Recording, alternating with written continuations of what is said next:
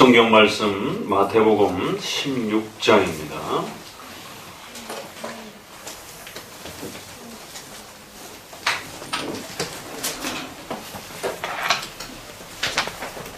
제가 봉독합니다. 마태복음 16장 18절 19절입니다. 또 내가 내게 이르노니 너는 베드로라. 내가 이 반석 위에 내 교회를 세우리니 음부의 권세가 이기지 못하리라. 내가 천국 열쇠를 내게 주리니 내가 땅에서 무엇이든지 매면 하늘에서도 매일 것이요 내가 땅에서 무엇이든지 풀면 하늘에서도 풀리리라 하시고. 아멘. 종교개혁 500주년을 맞이해서 우리가 기독교의 7대 교리를 함께 또 살펴보고 있습니다. 이제 여섯 번째 교리에 해당이 되는 교회론을 또 함께 이제 시작하게 됩니다. 이제로부터 시작이 되는 또 교회론을 한 달여 동안 또 잘 배워가시기를 다시 한번 권면을 드립니다. 오늘 우리 시대의 21세기에 가장 큰 위협과 교회를 어지럽히는 문제가 있다라면 그것은 이제 교회론이라고 이제 많은 신학자들이 앞다투어 예견하고 있습니다. 20세기 1900년을 시작으로 해서 1900 초에 미국의 아주사 거리를 중심으로 해서 일어났던 소위 말해서 오순절 부흥운동의 그 여파로 인해서 미국 장로교회뿐만 아니라 미국 교회 전체가 신비주의적이고 샤머니즘적인 그러한 형태의 종교 체험적인 부흥운동의 이러한 형식으로 변절되었고 그 엄청난 영향력들이 결국 장로교회까지 파고 들어왔고 그로 인해서 1903년에 웨스트민스터 신앙 고백이 수정이 되어지는 34장에 성령장이 들어오고 35장에 선교장이 들어오면서 35장으로 웨스트민스터 신앙 고백이 수정이 되어지고 또 3장에 있는 신적 작정이라고 하는 예정론에 대한 부분들을 전도에 방해가 된다라고 하는 이유 때문에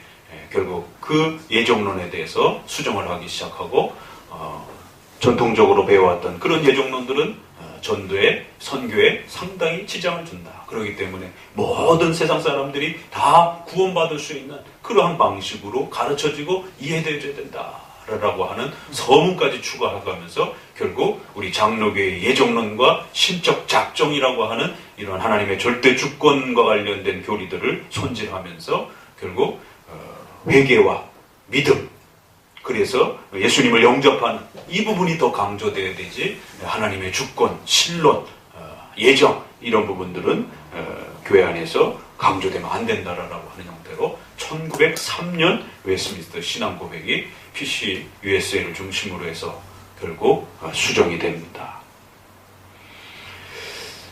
미국 교회는 이 일로 인해 홍역을 앓게 되고 엄청난 혼란을 겪으면서 좀 더 보수적인 그러한 장로교회들은 강력한 반발을 이루었고 교회가 분열이 되어지는 장로교회가 분열이 되어지는 그래서 아직도 OPC라든가 이러한 좀 더 보수적인 장로교회들은 그 1903년에 웨스트민스터 신앙 고백을 거부하고 초판인 1647년에 33개 조항으로 있는 바로 그 고백을 자신들의 신앙 고백으로 삼으면서 여전히 신앙적 전통을 또 고수하고 있는 것을 보게 됩니다.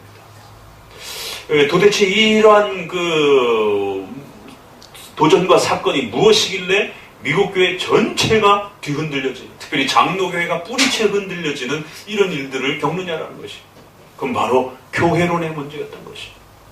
오순절 교회와 순복음 교회와 이런 타교회들이 부흥운동들을 통해서 또 교회 안에 이러한 신비체험과 은사주의 운동들을 통해서 교인들이 기하급수적으로 늘어나고 교회에 오면 치료받고 이러한 또 귀신이 내쫓아지고 또 희한한 경험들을 하고 이런 것들을 해주니까 많은 사람들이 교회로 몰려들더라는 것이.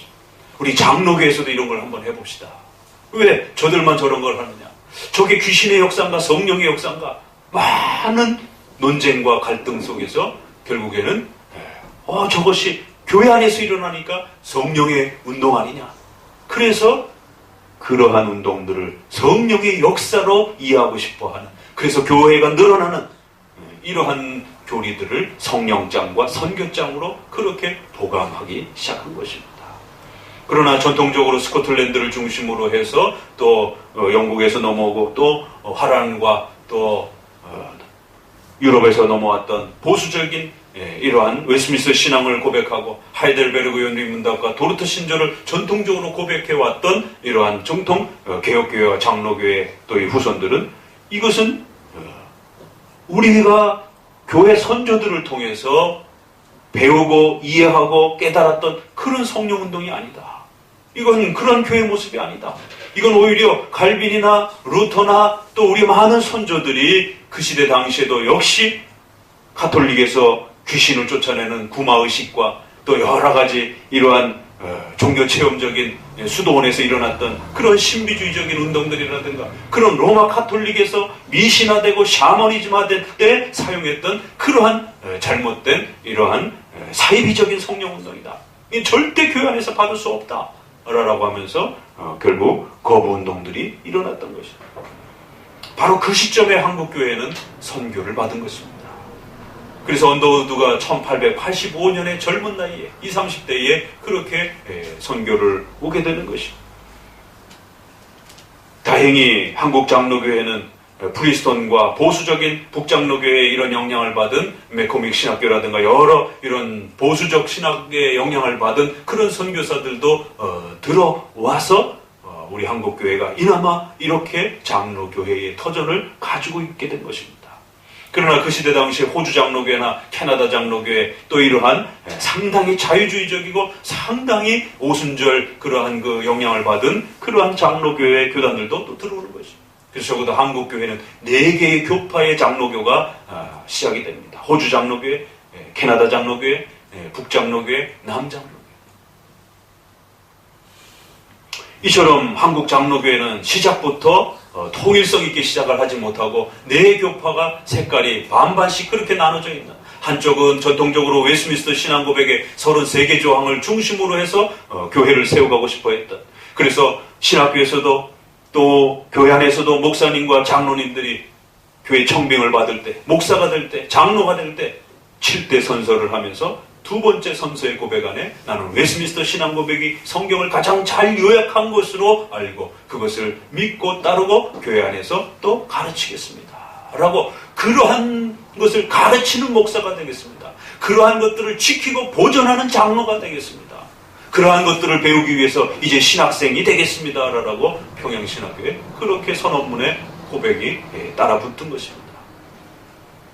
그러나 또 한편에서는 장로교회의 이러한 또 선교사들이 감리교 선교사들과 1903년 원산 기도회, 또 1906년에도 그렇고 장감 연합 기도회 운동들이 펼쳐지면서 감리교회 그러한 부흥운동의 그 영향력들을 장로교 안에도 가지고 싶어 했던 분들이 감리교 선교사들과 연합 기도회 운동들을 펼치면서 원산을 중심으로 해서 폭발적인 기도의 그러한 체험들을 경험하면서 갑자기 사람들이 기도회를 하다가 막 쓰러지고 막 이상한 방언을 소리를 부르짖고 막 이상한 환상을 봤다라고 그러면서 미국 본토에서 행했던 그러한 행동들이 연합 기도회 속에서 일어나기 시작한 것입니다. 그래서 이것은 한국에도 놀라운 하나님의 성령의 역사가 일어났다라고 하면서 1903년을 중심으로 해서 4년, 5년, 6년에 이르기까지 계속 연합적 기도운동들이 펼쳐집니다.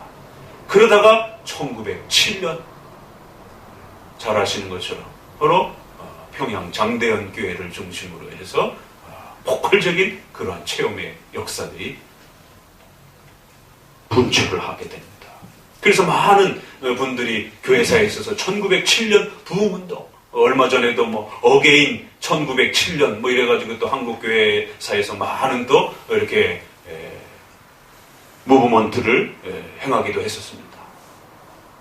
그러나 그 1907년에 그 교회 안에서 일어났던 이러한 여러 가지 이러한 신기한 이런 그 현상들을 과연 성령의 정당한 교회 역사인가, 아니면 이건 사이비적인 성령의 운동인가, 이것을 어떻게 해석해야 될지에 대한 엄청난 고민들이 벌어진 것이죠.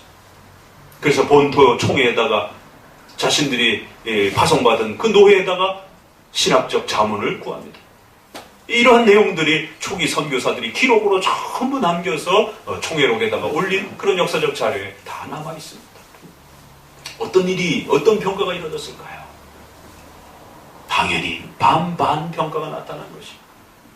오순절 부흥운동의 신비 체험적인 그러한 것들을 추구하는 그런 총회와 노예 쪽에서는 한국에서도 성령의 역사가 일어났으니까 열심히 더 폭발적으로 그런 운동을 해라 라고 그렇게 답해온 것이고, 전통적으로 웨스트민스터 신앙 고백을 고백해왔던 그러한 보수적 북장로교를 중심으로 한 그러한 보수적 장로교회에 있어서는 이건 우리가 끊임없이 경계를 삼았던 사회비적 성령 운동들의 그런 모습이기 때문에 선교지에서 선교사들이 함부로 그런 운동에 참여하지 마시라라고, 조심하라라고, 전통적으로 교회란 성경을 강해적 설교를 통해서 설교를 듣기 위해서 교회를 오는 것이지 기도 운동을 하러 교회를 오는 게 아니다. 찬양 1시간 내내 부르고 설교는 10분, 20분으로 끝나버리는, 이거는 올바른 예배가 아니라는 것이고, 기도를 1시간, 2시간 내내 하고 설교는 그저 20분, 30분 하고, 이거는 전통적인 예배가 아니라는 것입니다. 예배는 설교를 듣기 위해서 존재하는 것입니다. 그래서 반드시 성경을 배우기 위한 목적으로 예배가 존재하고, 그 성경을 배우면서 하나님을 경외하는 목적으로 교회가 존재해야 된다는 것입니다. 그래서 성경을 배우기 위한 이러한 초점을 흐리게 하는 그 모든 그러한 운동들에 대해서 조심하라는 것입니다. 그래서 사람을 흥분시키는 그러한 뜨거운 그러한 템포가 빠른 찬양들이라든가 이러한 가사들이라든가 또 그러한 멜로디를 등장시키는 그러한 찬송들도 조심하라는 것입니다. 소위 말해서 부흥 찬송하라라고 하면서 박수를 치면서 흥분을 시키는 그러한 찬송들도 사람이 흥분되어지게 되면 설교를 들을 수가 없다는 것입니다. 적어도 우리의 선조들은 고신교단에서는, 여러분들 고신교단 출신이시라면 잘 이해하실 수 있을 것이에요. 혹시라도 주변 가족들 중에 그런 분이 계시다라면, 고신에서는 예배드리다가 박수를 치면서 이 찬양을 부른다. 그럼 징계받습니다. 감히 어떻게 하나님 앞에 예배를 드리는데 그렇게 소란스럽게 예배를 드릴 수 있냐라고. 고신교단에서는 그 예배의 거룩함과 엄중함을 유지하기 위해서 박수 치는 것을 엄격하게 초창기부터 금했습니다. 그러자 오순절 부흥운동과 은사체험적인 그런 교회를 추구하는 소위 말해서 오순절 교단과 감리교회에서는 구약에 손뼉 치며 소고 치며 춤추며 찬양하라는 말이 있지 않느냐?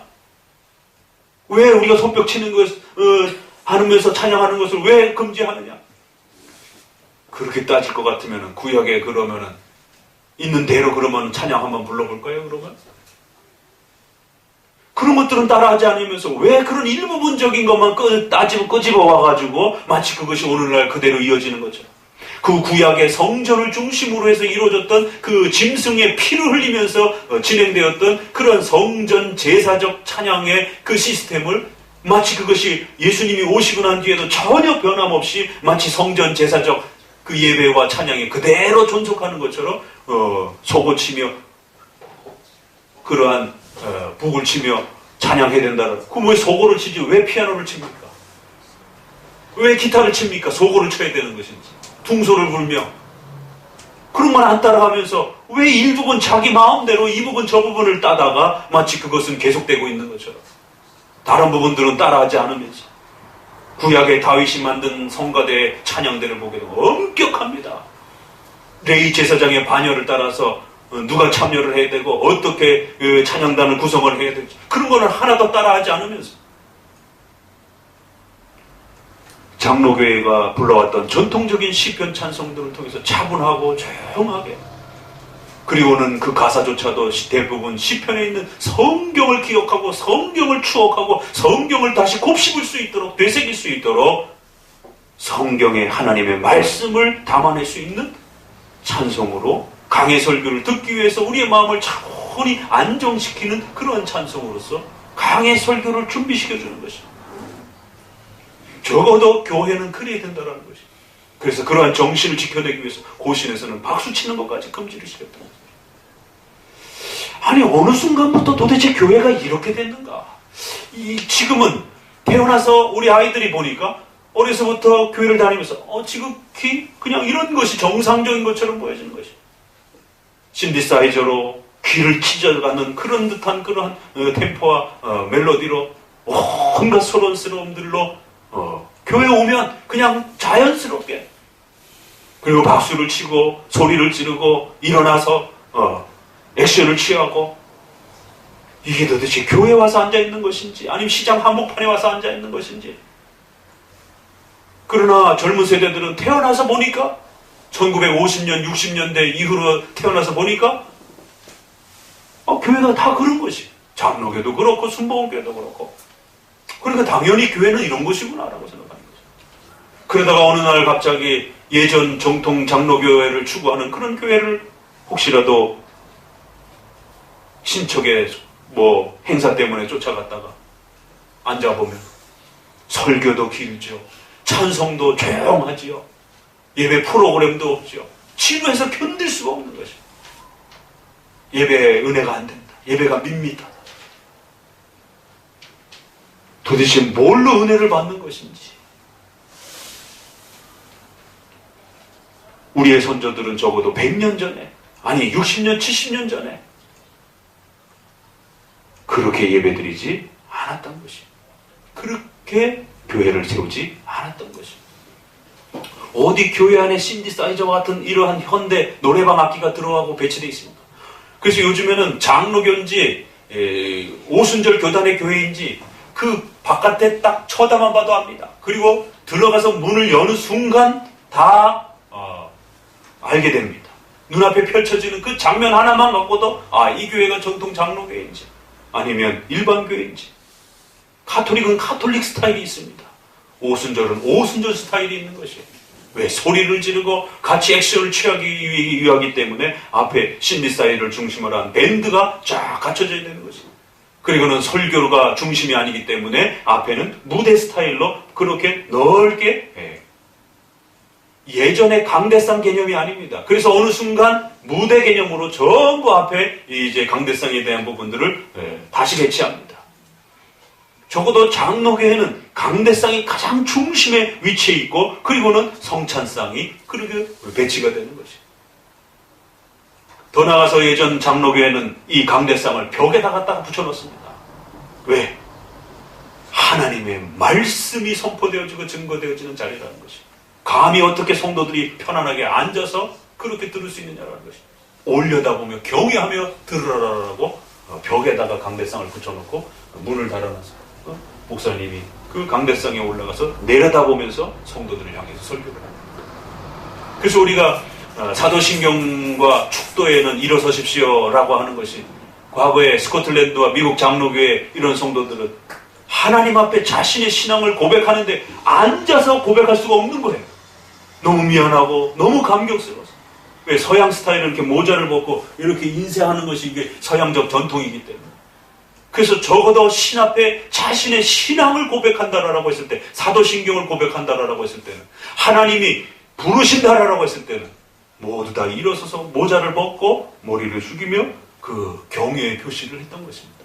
그리고 이제 설교를 들을 때는 오랜 시간 설 수가 없기 때문에 앉아서 설교를 듣다가 이제 하나님이 전 성도를 향하여 축도할 때는 또 하나님의 축도를 받는데, 하나님의 복을 선언받는데 어떻게 앉아서 받을 수 있느냐. 어른이 얘기하는데 어떻게 앉아서 들을 수 있느냐는 거죠. 그렇기 때문에 또다시 모자를 벗고 머리를 숙이면서 목례 자세를, 경외 자세를, 이게 서양식 경외 자세입니다. 한국식으로 할 것 같으면 땅바닥에 엎드려서 축도를 받으시는데, 우리는 절을 하면서 이렇게 경외의 표시를 하지 않습니까? 적어도 윗사람을 만난다 그럴 때는 절을 하는 것이. 이제 서양적 예배적 그 부분이 가미가 됐기 때문에 이제 한국에서는 그 앞과 뒷부분 정도는 같이 일어서서 이렇게 하기도 합니다. 그러나 이제 그것은 조금 또 이렇게 바뀌어질 수 있는 것이기 때문에, 그렇게 고정된 것이 아니라 교단이나 또 그 각 교회에서 그 정신을 잃지 않는 범위 내에서 또 이렇게 조정할 수 있는 것이기 때문에, 저희 교회에서는 그 부분을 빼고 그냥 이렇게 편안하게 앉아서, 왜냐면 일어났다 앉았다 그러면 막 또 소란스러워지고 또 막 그런 장단점이 있기 때문에, 아무튼 그러나 그 정신을 아셔야 된다는 거예요. 왜 장로교회는 이런가? 도대체 개혁교회는 뭔가? 그러면 가톨릭 교회는 왜 저런가? 그럼 오순절 신비주의 은사체험을 하는 교회들은 왜 저런가 도대체? 결국 이 교회론의 이 싸움은 이제 21세기를, 20세기는 1900년대를 중심으로 해서 이렇게 한국교회도 장로교회가 구축해 오다가 50년, 60년대를 중심으로 해서 오순절 교단이 본격화되면서 순복음교회를 중심으로 해서 결국 장로교회를 능가하는 그러한 교세를 형성하면서 결국 장로교회까지도 전부 다 순복음 스타일로 밴드와 그렇게 교회 꾸미는 형식 자체가 다 바뀌어버리고 예배 프로그램과 내용도 다 바뀌어버리고 강해 설교와 내용도 다 제목 설교와 짧은 설교로 다 전환이 돼버렸다는 것이죠. 그래서 우리가 감리교를 메소디스트라고 그럽니다. 왜 감리교를 메소디스트라고 그럴까? 감리교는 존 웨슬레를 중심으로 해서 시작이 된 그러한 1700년에 시작된 그런 교단입니다. 생각해 보셨나요? 왜 감리교를 메소디스트라고 그러는가? 그럼 그 앞에 이스트는 사람을 말하는 게 하나의 그 단체와 사람을 말하는 것이고, 메소드라고 하는 것은 용어의 메소드 그러면은 방법, 수단 그런 뜻입니다. 방법주의자들, 방법론자들 뭐 그런 뜻이에요. 장로교와 청교도들이 지켜왔던 이런 장로교적 예배의 프로그램과 스타일이 있습니다. 그것이 존 웨슬레이에서 갑자기 그 방법들이 다 바뀌어버렸다는 거예요. 설교도 바뀌어버렸고 강해 설교에서 제목 설교로 바뀌어버린 겁니다. 강해 설교를 중심으로 해서 차근차근 이 순서대로 진행해오던 이런 강해 설교가 여기저기 짧은 구절을 뽑아가지고 제목을 달아가지고 설교하는 그런 제목 단편 설교로 다 바뀌어버린 것이에요. 왜? 부흥운동들을 하면서 이렇게 메시지를 간략간략하게 던지면서 회개와 성결에 대한 믿음에 대한 부분을 촉구하면서 부흥운동 스타일로 하다 보니까 오랜 시간 이렇게 청중들에게 설교하는 스타일이 안 맞는 거죠. 그리고 찬송도 전통적으로 1700년 동안 지켜왔던 시편 찬송을 자신의 동생 찰스 웨슬레를 통해서 찰스 웨슬레가 아주 음악의 전문가입니다. 소위 말해서 부흥 찬송가로 다 바꿔버렸어요. 그래서 당신이 결단해야 돼. 너가 회개해야 돼. 그래서 우리의 지금 찬송가들은 전부 장로교와 감리교가 연합해서 만든 찬송가입니다. 연합해서 만든 성경 번역입니다. 연합해서 번역한 사도신조를 가지고 있는 것입니다.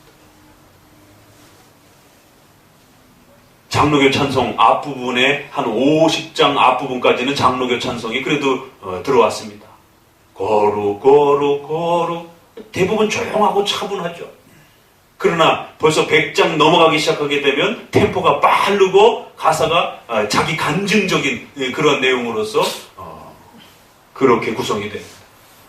더 나아가서는 일신론을 주장하는 유니테리언 찬송가도 있고 로마 카톨릭 신부들이 작성한 찬송가도 있고 기장이라고 하는 자유주의라고 하는 김재준 목사의 작사 작곡도 있고 삼천리강 뭐 이런 그 찬송이 있지 않습니까? 일하러 가세 일하러 가세 이거 새마을운동 노래입니다. 이게 무슨 찬송입니까? 어머님의 넓으신 사랑 이제 5월달에 부릅니다. 그건 하나님에 대한 어떤 그 경애와 감사 찬양이 없어요. 그냥 그 어머니에 대한 감사에 대한 고백을 그건 집에서나 부르면 되는 것입니다. 그걸 왜 교회의 예배로서 하나님을 높이는 찬송으로서 부르냐 말이에요. 이 개념이 없는 겁니다. 연합 찬송가가 나오다 보니까 장로교 찬송을 버려버리고 결국 초교파적인 찬송가가 들어버립니다. 그러니까 성도들은 초교파 찬송을 부르고 초교파 성경 번역을 가지고 공부하고 초교파 사도신경을 가지고 신앙 고백을 하고 장로교회의 스타일과 방법을 다 잃어버린 거죠. 그래서 메소드라는 거죠. 방법들을 싹 바꿔버린 것이죠. 장로교의 전통적인 방법론들을 전부 패러다임을 바꿔버린 거죠. 그리고는 지금은 장로교라고 팻말을 걸어놓고 안에서 감리교와 오순절 스타일식으로 성도들을 양육하고 있는 거죠. 장로교회가 아닙니다. 적어도 대한예수교 장로회라고 과거에는 그런 자부심이 있었어요. 그래서 교회 간판에도 대한예수교 장로회 무슨 교회. 지금은 그거 다 떼버렸습니다. 그냥 교회 이름만 적어놔요. 그리고 또 이제 서울의 대형교회를 중심으로 해서 최근에는 교회 간판에다가 커뮤니티, 공동체, 교회 홈페이지에다가도 공식 이름을 갖다가 교회라고 그러지 않고 커뮤니티라고, 공동체라고. 교회는 공동체가 아닙니다. 지금 한국 교회가 교회에 대한 근본 개념과 정의를 잃어버려서 갈팡질팡 어디로 가야 될지를 완전히 초교파에 더 나가서는 WCC의 이런 영향을 받아 종교 혼합적인 형태로 그렇게 점점 교회의 정체성을 잃어가고 있습니다. 심각한 것입니다. 그리고 또 최근에는 인터넷 문명의 스마트폰과 인터넷 문명이 발달이 되면서 무교회주의, 모이고 조직화된 그러한 유형교회가 아니라 그냥 신앙생활을 하는데 교회는 오지 않는 것이. 왜? 성도들하고 부딪히고 목사님하고의 갈등과 이런 부분들이 너무 불편한 것이에요. 그래서 집에서 그냥 혼자 신앙생활하는 겁니다. 그래서 최근에 가정교회, 심각한 거는 한 달에 한 번 교회 나와서 담임 목사의 설교를 듣고 보고하고 나머지 3주는 목장이라고 해서 목자가 예전에 구역 개념하고는 좀 다릅니다. 구역은 그 전체의 조직이 당회에 목사님과 장로님을 통한 그 교회의 치리와 관할을 받습니다. 재정이고 교육이고 모든 부서와 내용들이 당회의 관할을 받는 것이. 그러나 지금 일어나고 있는 이머징 처치, 떠오르는 새로운 그런 어떤 독특한 교회라는 것이. 그래서 최근에 이머징 처치라고 그러더라고요. 그래서 드라마식 그러한 예배, 퍼포먼스식 그러한 예배, 열린 예배, 그게 다 장로교를 거부하는 표현들입니다. 왜? 장로교는 조직화되어 있고 규격화되어 있는 그러한 전통적 질서적 예배를 갖고 있기 때문에 그러한 닫혀진 예배라는 거예요. 그런 예배들. 그러니까 목사님도 청바지 입고 무슨 스티브 잡스처럼 폴라티에다가 청바지 하나 입고 편안하게 무선 마이크 하나 달고는 막 왔다 갔다 막 노래를 부르다가 뭐 앞에서 별 이상한 쇼를 다 하면서 그것을 오늘날 새로운 스타일의 예배라라고 하면서 열린 예배 이렇게 얘기를 합니다. 전통적인 예배가 굉장히 불편하고 힘들다라는 것입니다. 그러니까 이러한 것들이 폭발되어지면서 최근에는 사이버 예배, 사이버 교회. 그래서 사이버 공간에서 SNS상으로 교제하고 또 그렇게 필요한 헌금도 하고 또 멤버십도 갖춰가고 그리고는 지역별로 한 4-5가정이 모여가지고 목장을 중심으로 해가지고 목자를 중심으로 해서 설교도 그 목자가 하고 또 교제도 거기서 일어나고 그래서 그걸 가정교회라고 그러는 것이. 최근에 저희 교단에서 적어도 이런 교회는 위험하다라고 이렇게 신학적으로 정리를 할 때 그런 부분들을 조사해서 성도들이 이러한 최근의 교회 운동에 빠지지 않도록 좀 정리를 한 일들이 있습니다. 그 중에 최근에 또 새롭게 뜨는 게 가정교회예요. 현대인들의 그런 소그룹 중심의 그 이제 셀교회가 한참 유행하다가 셀이 세포라는 뜻입니다. 영어에. 그러니까 그 소단위 모임 이것이 이렇게 운영이 되다가 그래서 셀교회, 셀처치로 또 셀교회 형태로 교회가 부흥이 됐다면서 한국교회 전반을 또 특강을 하고 그게 조금 지나고 나니까 이제 그것도 싫다라는 거예요. 소규모의 이런 모임은 또 역시 본교회의 관할을 받습니다. 그러니까 그 타치도 싫다라는 거예요. 그러니까 이제 아주 독립적인 그런 몇몇이 모인 그런 가정교회적 스타일로 소그룹 교회로 끌고 가자라는 거죠.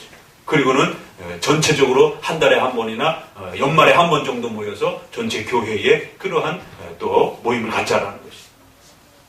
그게 가정교회입니다. 그걸 더 확대한 것이 이제 사이버 교회가 되는 것입니다. 히브리서의 모이기를 패하는 이러한 습관들에 대해서 조심해야 된다라고. 왜?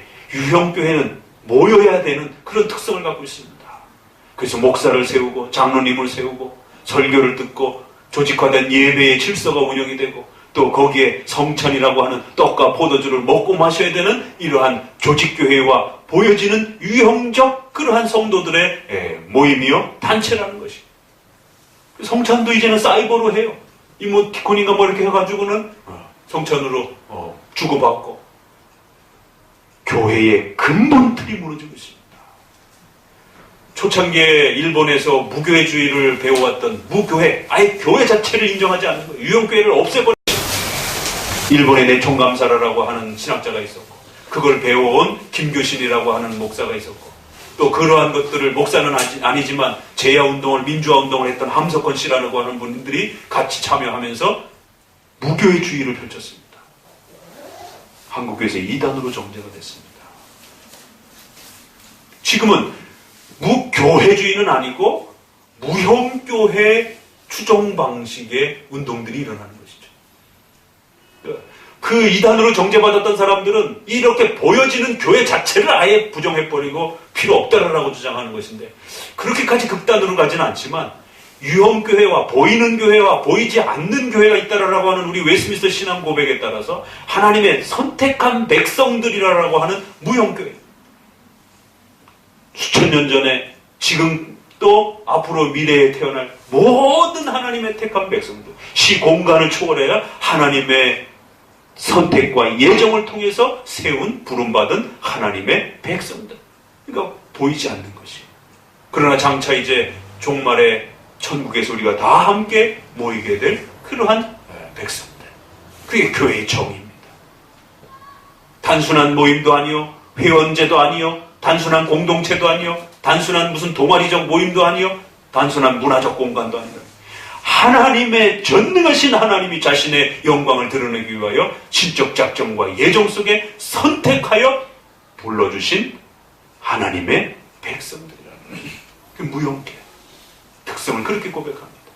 그리고는 그러한 무형교회가 시대와 공간 속에 각 지역에 신앙 고백을 하고 예수 그리스도를 믿겠다라고 신앙 고백하며 그 신앙 고백한 자녀들이 모여서 예배와 설교와 모임으로써 조직되는 그러한 유형교회, 이렇게 고백을 하는 거죠.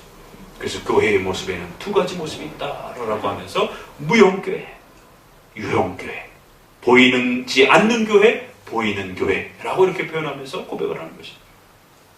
이제 최근에는 이런 모이는 교회에 대한 불편함 때문에 결국 무형교회적인, 내가 예수님 잘 믿으면 전 세계에 있는 예수님 믿는 사람들이 나중에 종말에 하나님의 백성이 되겠지 뭐, 이런 이제 가치관인 것이죠. 그러다 보니까 굳이 모여가지고 스트레스 받고 어려움 받을 필요 없다라는 거예요. 그저 내가 교회 안에서 잘 믿으면 되고, 뭐 동영상 유튜브 설교 얼마나 많습니까? 자기가 즐겨하는 것들 찾아서 듣고, 좀 그런 교회에다 또 헌금도 좀 보내주고, 얼마든지 교회 없이 신앙생활할 수 있는. 요즘에 그런 성도들을 또 일부러 교회 안 나간다 이래서 그걸 거꾸로 뒤집어서 가난한 성도다 이렇게 얘기하더라고요. 참. 적어도 예전 가난한 성도들은 모이기 위해서 가나안 땅에 모여서 하나님을 예배하긴 그런 모습이었다면, 지금은 가나안에서 안 나간다라고 하는 그걸 뒤집어서 그렇게 예수님은 믿지만 교회를 안 나간다. 그러니까 무형교회를 추구하는 그러한 교회론으로 앞으로 가고 있습니다.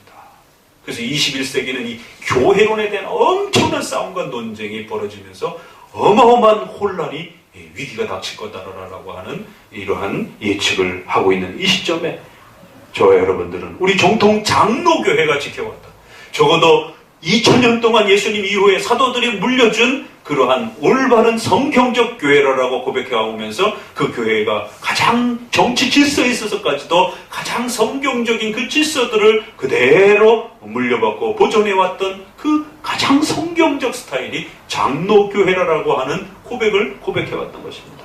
그래서 칼빈을 통해서 또 존 낙스를 통해서는 스코틀랜드 전 국가가 장로교회로서의 국가의 고백을 구축할 정도로 그 장로교회의 이 신앙 고백을 그렇게 고백해왔던 것입니다. 그것이 영국으로 넘어가면서 웨스트민스터 신앙 고백을 통해서 장로교회의 정치 스타일까지도 잘 구축했을 때 예배와 정치 전체를 포괄하는 가장 성경적 교회의 모습의 질서를 구축할 수 있다라고 웨스트민스터의 신앙이 고백이 되었고, 그 신앙 고백을 따라 미국 장로교회가 그런 장로교회를 세우기 위해서 미국의 장로교회가 200년, 300년 역사를 가진 것이고, 그러한 선교사들이 또 한국에 넘어와서 적어도 우리는 성경을 하나님으로 믿습니다. 그럼 성경을 믿고 난 다음에 어떻게 할 거예요? 어떤 교회를 세울 겁니까? 두 번째, 웨스민스터 신앙 고백을 따라서 교회를 세울 것입니다. 그리고는 세 번째 고백이 장로, 정치가 가장 성경적인 줄 알고 그러한 장로 교회로서의 그러한 목사가 될 것이고 장로가 될 것입니다. 두 번째, 세 번째 고백은 바로 장로 교회를 세워가겠다라고 하는 서약입니다. 그래서 지금 우리 새로 오신 분 또 이렇게 새신자 성경 공부를 이제 3개월 차 들어갑니다. 2, 3개월 차 들어가는데 6개월 끝나고 나면 적어도 우리 한마음 교회에 정식 이제 입교를 하셔야 될 것입니다. 그럴 때 이 서약을 개혁교회와 장로교회는 동일하게 다시 묻는 것입니다. 성경을 통해서 예수 그리스도를 믿습니까? 네. 두 번째는 웨스민스터와 장로교회의 교인이 되겠습니까? 감리교인이 되고 싶은데 그러면 장로교 못하는 것이죠. 적어도 성경을 장로교회의 질서와 체계 속에서 그렇게 믿고 신앙생활하겠다라고 하는 서약과 고백을 하는 것이죠. 목회자도 성도도. 아니 목사님이 장로교회를 만들겠다고 해놓고는 여기에서 오순절 스타일과 감리교 스타일을 성도들에게 말해서도 안 되는 것이고, 성도들도 역시 장로교회 스타일로 성경을 믿겠다라고 그렇게 고백해놓고는 목사님에게 오순절 스타일을 요구한다든가 순복음 스타일을 요구해서는 안 되는 것입니다.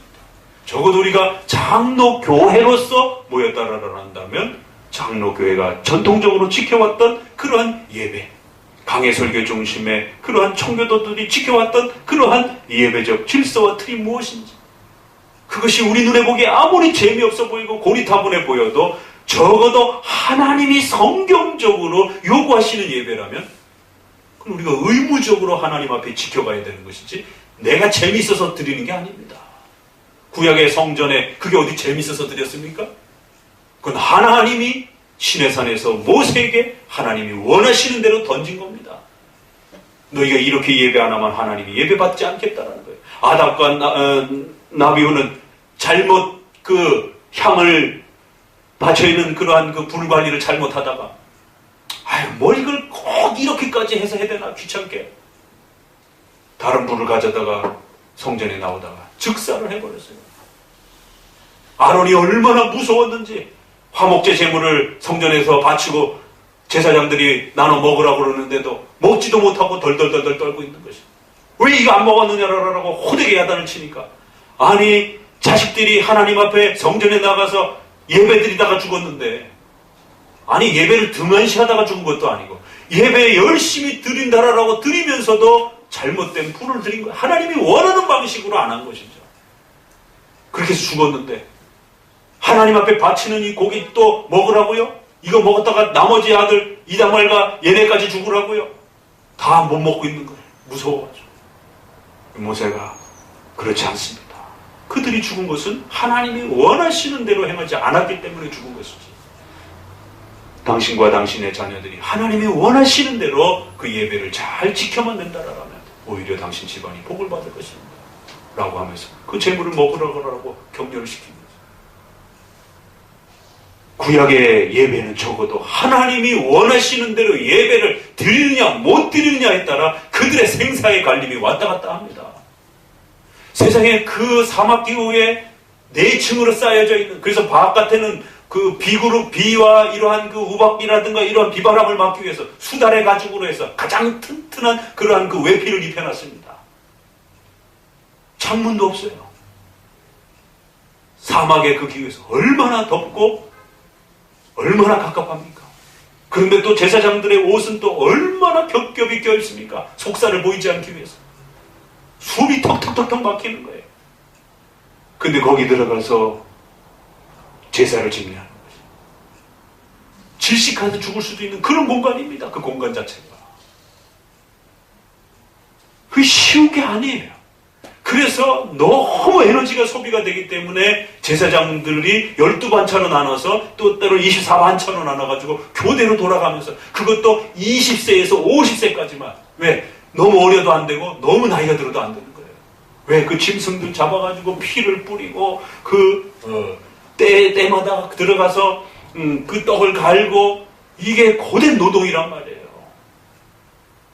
백성들이 가지고 오는 그 짐승들을 전부 다 잡고 관리하고 씻고, 이게 보통 체력의 소요되는 엄청난 에너지가 소요되는 겁니다. 그래서 마치 3교대식으로 그렇게 젊은 가장 힘과 에너지가 있는 레인들과 제사장들을 중심으로 해서 그렇게 성전 예배와 회막 성막 예배를 집행하도록. 그런데 그거 하다가 약간 좀 바꾼 건데 나답과 아비후는 직사를 해서 죽은 것이. 하나님 봐줄만도 안 돼. 아론이 어떤 사람입니까? 모세와 함께 그 엄청난 죽음을 각오하고 바로 앞에 나아가서 그 백성들을 끄집어 온 그렇게 하나님 앞에 귀한 일을 한 사람 아닙니까? 아론이.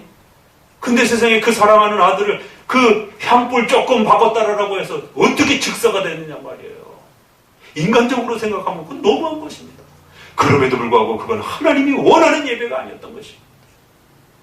이스라엘 백성들이 금송아지를 만들어냈습니다. 모세가 시내산으로 올라갔는데 내려올 기미가 안 보이는 거예요.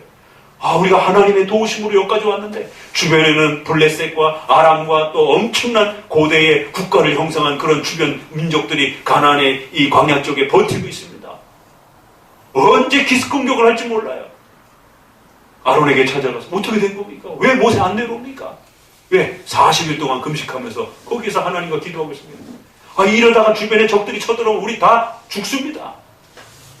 불안해 벌벌벌 떨고 있는 것이. 아론이 그러면 금은 보화를 가지고 와라. 그럼 내가 하나님의 형상을 만들어주마.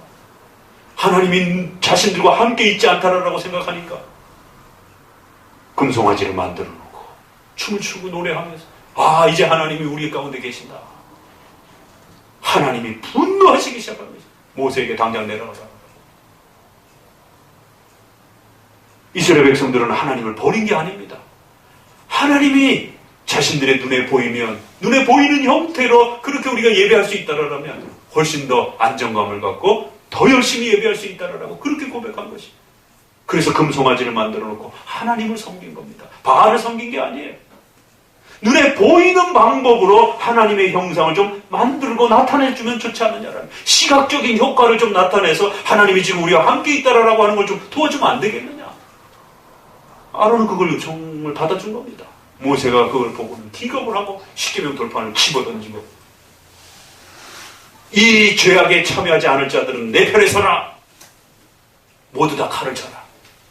레인 지파가 순종을 하고 참여를 합니다. 칼을 옆에 찹니다. 지금부터 이 금송아지의 예배에 참여했던 모든 자를 가차없이 죽여라. 이거 너무한 거 아닙니까? 봐주시만도 안 돼. 그럼 거기에는 자기 형제자매도 있고 친구도 있고 친인척도 있을 텐데 칼을 들어서 그날 죽은 자가 수천 명이라는 거죠. 가차없이 인정사정 볼 것 없이 죽입니다. 우리가 구약에서 성전 예배와 이 하나님을 예배하는 이 방법과 내용들이 예수님이 오시고 난 다음에는 형식적 원리가 바뀌었습니다. 그러나 그 정신과 마음과 내용은 바뀐 게 아니에요. 다만 예수 그리스도를 통해서 그 형식이 간략하게 간추려졌을 뿐이지. 구약에는 할례와 유월절을 지켜야 됩니다. 그것이 오늘 우리 신앙 고백에 고백하는 것처럼 세례와 성만찬으로 간략한 형태로 바뀌었을 뿐인 거예요. 만약에 우리가 유월절을 지켜야 된다면 예루살렘까지 비행기 타고 가가지고 그것도 짐승 잡아가지고 얼마나 고됩니까?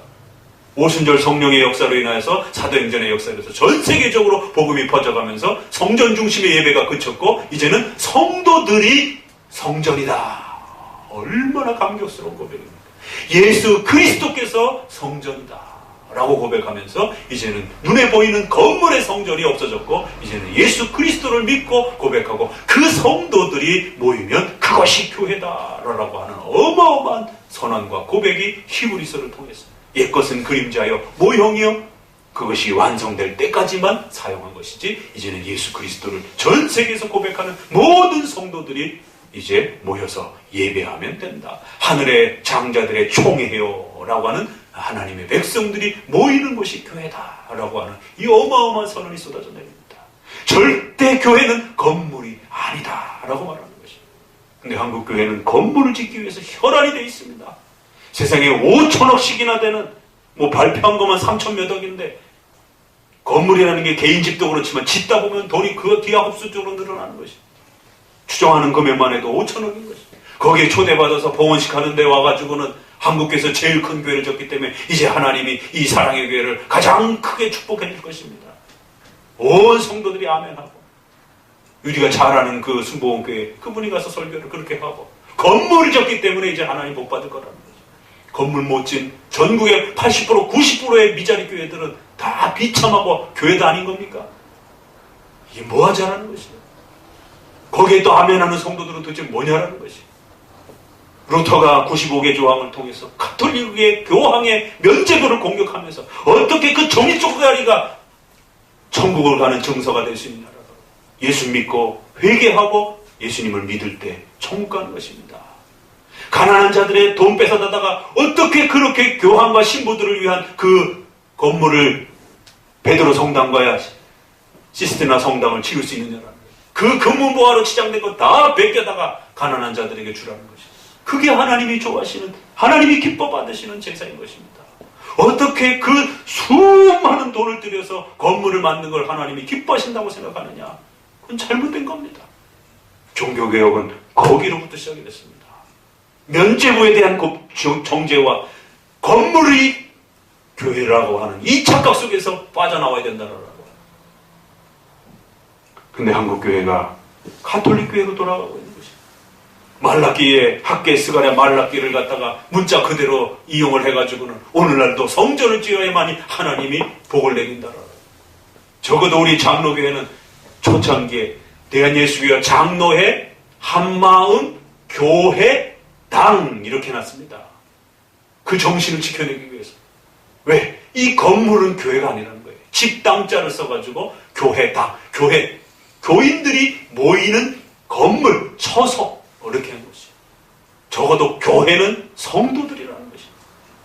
그리고 그 성도들이 모여있는 장소라고 해서 교회 당이라고 이렇게 했습니다. 지금 젊은 세대들은 모르죠. 지금 다 교회 이렇게 돼 있으니까. 그러니까 사람들이 한마음교회 그러면 저 건물이 한마음교회구나 이렇게 생각하는 것이. 성도들이 교회라는 것이. 예수 그리스도가 진정한 성전이라는 것이. 여러분에게 먼저 교회의 정의에 대해서, 교회란 무엇인가? 오늘 우리 시대가 겪고 있는 이 교회에 대한 엄청난 이 혼돈과 이 어지러움을 우리가 어떻게 극복해낼 것인가? 오늘 마태복음의 16장에 있는 말씀이 바로 예수님이 그걸 지적한 겁니다. 당대 유대인들이 예루살렘 성전이 하나님의 성전으로서 최고의 가치가 있는 것처럼, 그리고는 그 성전을 중심으로 해서 모든 것을 꾸려가던 바로 그 시점에 제자들을 향하여 너희는 나를 누구라 하느냐? 우리 눈에 보이는 30살쯤 되어 보이는 베들레헴의 그 가난한 목수의 아들인 우리 눈에 보이는 당신은 그리스도시요, 메시아로서 기름 부음 받은 중보자시요, 하나님의 아들이십니다. 베드로야, 잘 고백했다. 너가 그 고백한 것은 인간의 힘으로 할 수 있는 게 아니라 바로 하나님이 그렇게 고백할 수 있도록 도와줄 것이다. 바로 너의 그 신앙 고백 위에 내 교회를 세울 것이다. 내 교회는 하나님의 교회이기 때문에 그 어떤 원수마귀도 함부로 할 수 없고 그 어떤 악한 권세도 파괴할 수 없는 전지전능한 하나님의 교회를 세우겠다.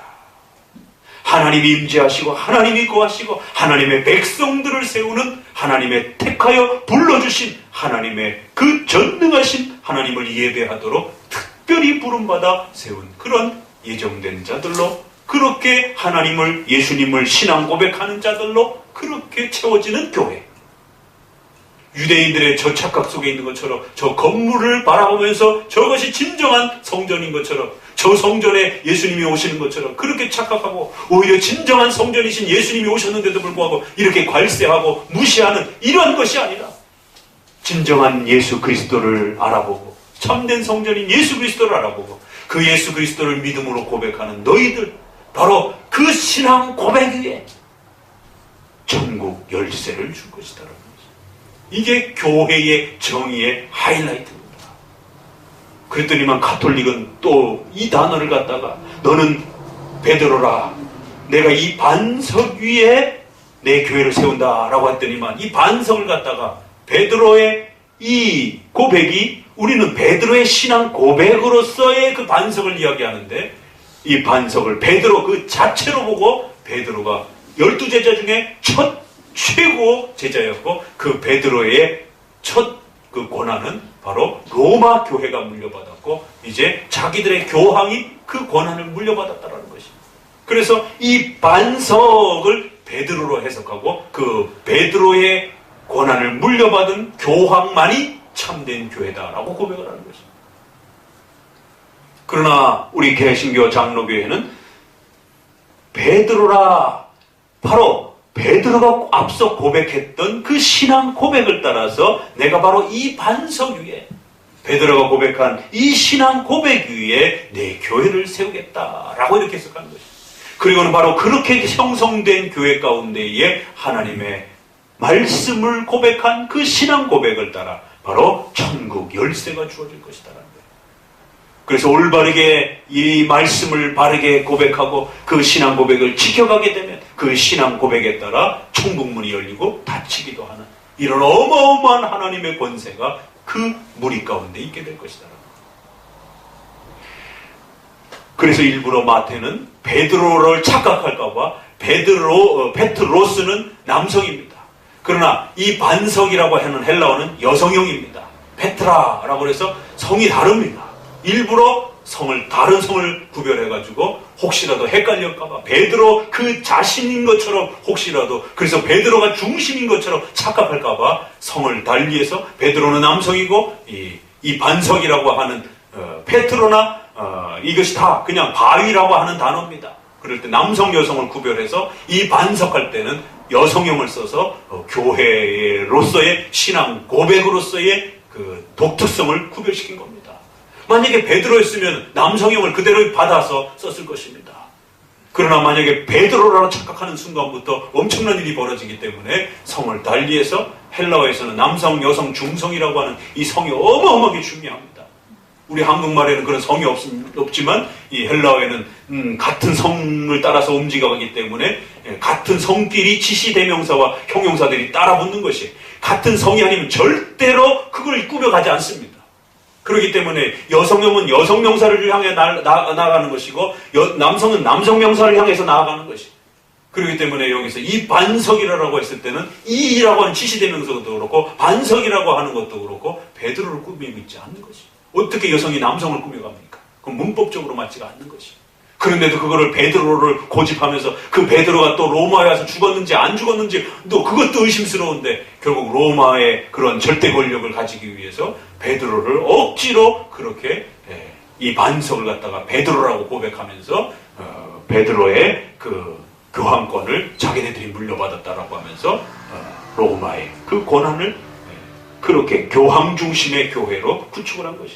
그러나 우리 개신교는 이것은 예수 그리스도를 믿는 자들, 바로 예수님을 믿음으로 고백하는 그 성도들의 무리, 그리고 그 성도들은 하나님의 택한 백성들이라고 하는 이 교회의 정의가 바로 여기로부터 시작이 되고, 바로 그러한 교회는 우리가 내 마음대로 함부로 왔다 갔다 할 수 있는 그런 교회가 아니라 바로 원수 마귀도 틈탈 수 없는 하나님이 세운 하나님의 교회라고 하는, 하나님의 영광을 돌리기 위하여 존재하는 그러한 교회라고 하는 이 사실을 다시 한번 우리 가슴에 담으셔야 되는 것입니다.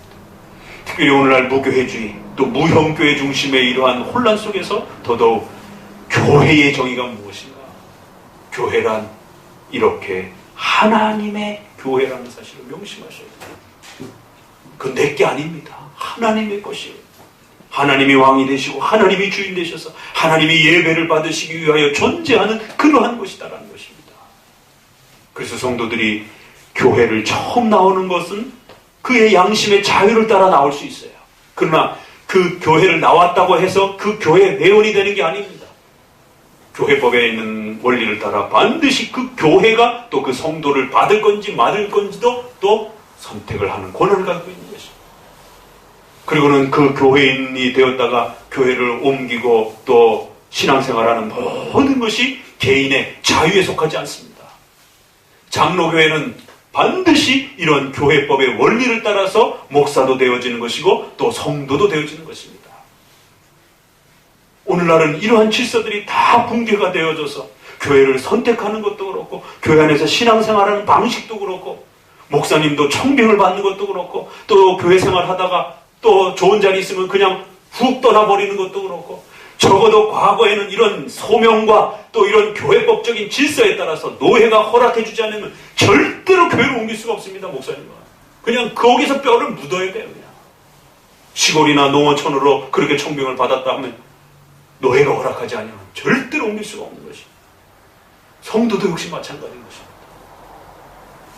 오늘 우리 시대에 특별히 이러한 교회의 무질서와 혼란의 이러한 모습이 가중이 되면서 성도들이 교회라고 하는 이 울타리 속에서 건강하게 신앙생활을 하고 자라가야 되는 이러한 보호막들이 다 사라져버렸어요. 도대체 성도들이 어떻게 이 교회가 건전한 교회인지 정상적 교회인지 판단을 합니까? 성도들을 무시하는 게 아니라 그건 성도 개인이 그렇게 판단할 수 있는 문제가 아닌 것입니다. 목사님의 설교가 은혜가 됐는데 어떻게 은혜가 된 건데? 그건 지극히 주관적인 자신의 감정 속에서 판단되어진 것입니다. 교회법에 있어서 정당한 교회의 정의가 따로 있습니다. 우리의 신앙 고백에 있어서 정당한 교회의 절차와 질서 따로 있습니다. 그 성도가 목사님의 은혜를 듣든 말든 상관없어요. 개혁교회는 장로교회는 또 성도들의 죄를 인간의 전적 부패에 대한 부분을 강력하게 또 설교하기 때문에 더 기분 나쁩니다. 제대로 은혜의 상태를 갖추고 있지 않으면 오히려 목사님의 설교가 엄청 힘듭니다. 쉽게 은혜가 되지 않습니다. 자신의 주관적인 판단으로 설교가 은혜됐다. 이 교회 참 좋은 교회다. 라가 아닌 것이에요.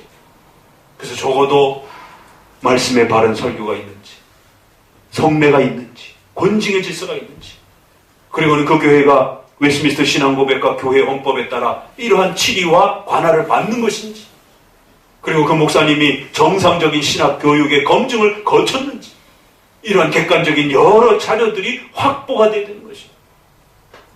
그리고는 이 교회가 정상적인 교회라는 것입니다. 그리고 성도들이 교회를 선택할 때 이사 외에는 죽는 것 외에는 특별한 어떤 그 케이스가 아닌 경우에는 성도들이 교회를 옮길 수가 없습니다. 왜?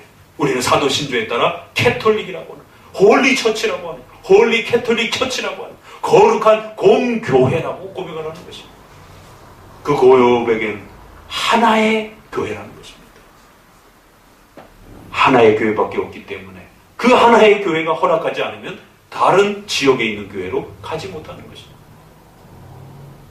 그래서 반드시 임명 절차에 공식적 법적 절차라고 하는 강력한 질서가 있어서 권징이 행해질 수가 있는 것입니다. 오늘날 교회는 권징을 못합니다. 왜? 목사님이 책망하면 도망가 버려요. 교회 안 나오면 그만입니다. 그러나 적어도 한국교회 초창기에는 첩의 문제와 술, 담배에 대한 문제들을 해결하기 위해서 강력한 이런 권징의 질서를 집행하면서 이 교회에서 치리를 받으면 절대로 대한민국의 장로교에서 몸을 담을 수 없습니다. 그 치리가 해결되기 전까지. 그래서 치리가 가능한 것이. 그래서 수찬 정지를 받고 치리 행위를 받으면서 교회의 공적인 그러한 권징을 받으면서 자신의 죄를 바로잡으면서 하나님 앞에 건강하게 신앙생활을 할 수 있는 죄와의 싸움의 문제를 해결해 갈 수 있었던 것입니다. 그러나 지금은 이게 마음에 안 들고 저게 마음에 안 들고 그러면 교회를 떠날 수 있는 수백만 가지의 원인과 이유가 있습니다. 그러면 그 교회를 떠나면 어떻게 될 것 같습니까? 다른 교회를 가면 정상적으로 신앙생활을 할 것 같습니까? 신앙생활 못합니다. 왜? 그 교회는 또 그 교회대로 장점은 있지만 또 그 교회대로 자기하고 안 맞는 게 또 있는 것입니다. 그러다 보면 또 다른 교회를 떠나게 되고 그러면 또 다른 교회 가서 또 있다 보게 되면 거긴 또 내가 목회를 하지 않는 이상 그런 교회를 찾을 수가 없는 것입니다. 그래서 교회의 정의가 바르게 세워질 때에 그 교회의 정의를 따라 교회의 표지가 나오는 것입니다. 말씀과 성례와 권징이라고 하는 그러한 정당한 절차적 그러한 질서를 갖추고 있게 되면 그것은 올바른 성경적 장로교회로서 존중받아야 되고 그러한 교회의 목회자와 그러한 교회는 반드시 함부로 할 수 없는 그래서 들어올 때도 함부로 할 수 없고 나갈 때도 함부로 할 수도 없나. 그래서 성도들은, 목회자는 강력하게 그 교회의 질서에 묶이게 되는 것입니다. 그 묶음을 함부로 풀 수 있는 게 아닙니다. 그래서 하늘은 땅에서도 묶으면 하늘에서도 풀리고 땅에서 풀면 하늘에서도 푼다는 거예요. 이걸 거꾸로 생각하시면 안 됩니다.